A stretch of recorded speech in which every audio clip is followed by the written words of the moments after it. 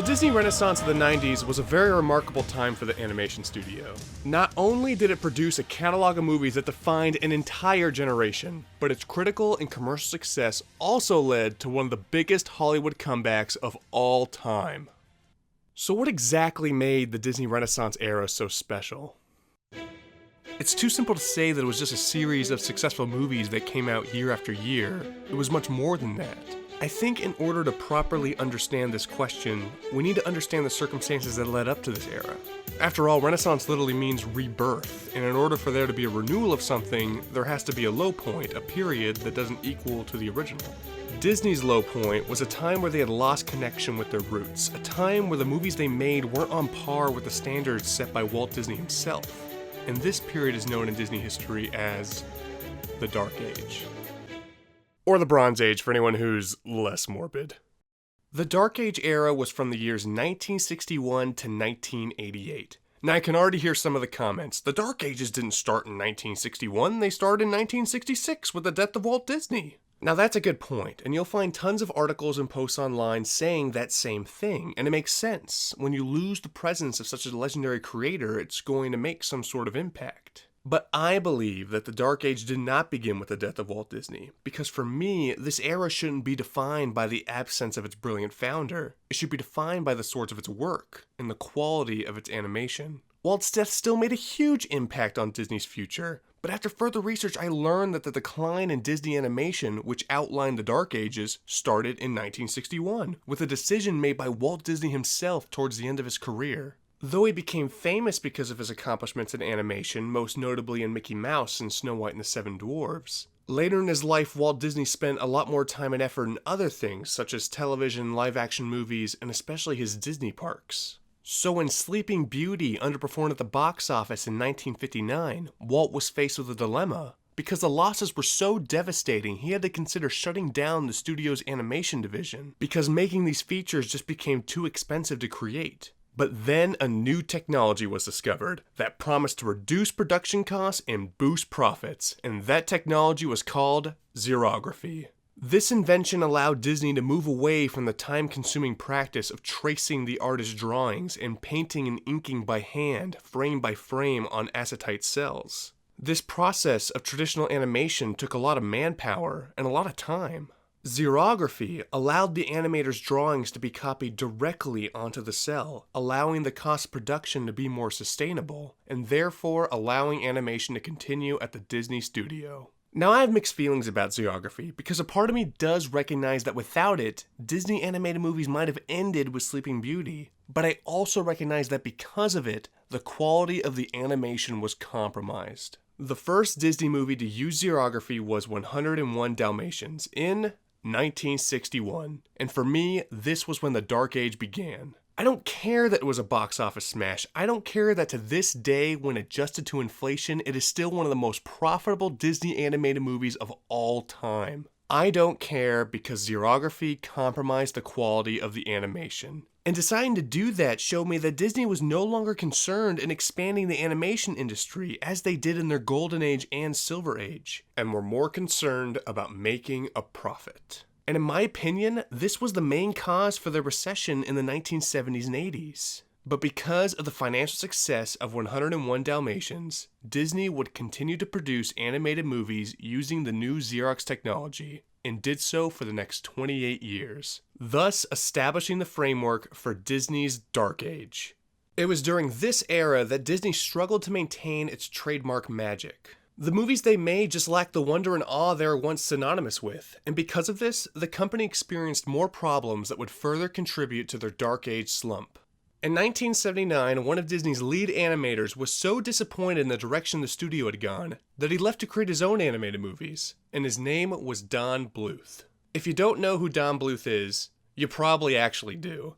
This man was responsible for classics such as The Secret of NIMH, An American Tail, and The Land Before Time. Don Bluth left Disney because he felt like they let him down. To him, Disney Animation was this groundbreaking studio that took animation to new heights, and that wasn't what he was experiencing. He was not a fan of their cost-cutting techniques, and felt that the studio had lost sight of its roots, in the art of animation and also in the art of storytelling. So he left, and even took some Disney animators that felt the same way he did.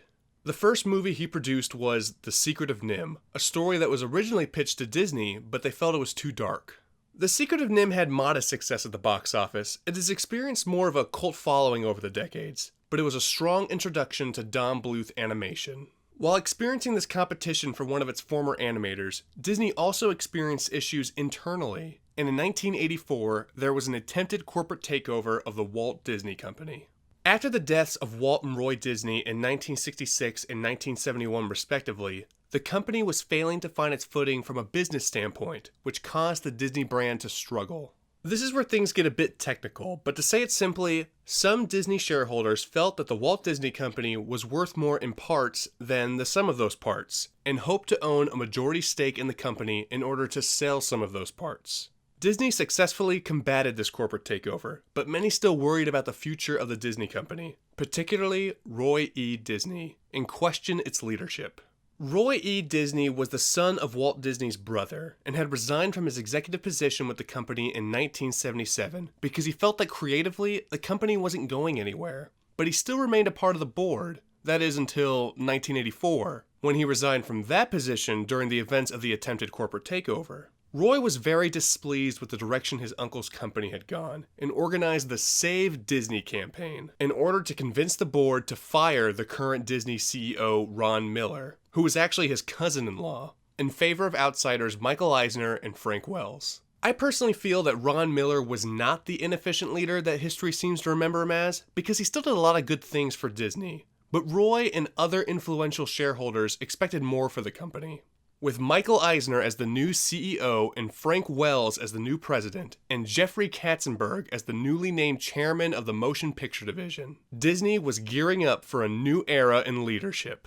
And then, in 1985, Disney famously hit rock bottom with their movie The Black Cauldron. Now I have my own opinions on this movie. I still think it's worth watching, but I definitely see where people are coming from when they point out its problems. The Black Cauldron was the first Disney animated movie to be rated PG for its darker tone and story, and at the time was the most expensive animated movie ever made. But audiences weren't interested in a darker Disney movie, and The Black Cauldron bombed at the box office, with the losses almost killing the animation division at Disney. Michael Eisner strongly considered shutting down the animation studio after this embarrassment, but Roy E. Disney insisted that he keep it, arguing that the animation division was the soul and foundation of the company. Eisner and Katzenberg listened, but brought major change to the studio, most notably moving the animators out from their comfortable space on the Burbank lot to a warehouse district in Glendale about 2 miles away. The Disney animators were essentially exiled, forcing them to prove themselves in order to secure their jobs. For the remainder of the 1980s, Disney animated movies competed against their former animator, Don Bluth. This was when Don Bluth reached the pinnacle of his commercial and artistic success. In collaboration with Steven Spielberg, Don Bluth produced An American Tail and The Land Before Time. In 1986, An American Tail outperformed Disney's The Great Mouse Detective at the box office. And in 1988, critics felt The Land Before Time was superior to Disney's Oliver & Company, showing to the whole world that Don Bluth was a talent to be reckoned with. I truly believe that the aftermath of the departure and success of Don Bluth and the executive shakeup that brought on Eisner, Wells, and Katzenberg played pivotal roles in the formation of the Disney Renaissance. Disney needed competition. Disney needed new leadership in order to rediscover its magic and lay down the groundwork for a future revival. And by the end of the Dark Ages in 1988, Disney was finally in position to emerge out of its slump and transition into something incredible. If you like this video, then be sure to hit that subscribe button. On this channel, you'll find video essays and editorials on things that I'm passionate about, such as movies, television, and animation. So be sure to subscribe to see more of this content. If you enjoyed this video, then you should check out my last video essay where I discuss how I believe the live-action Beauty and the Beast builds upon the Disney revival era. So yeah, thanks for watching, and as always, I'll see you guys in the next video.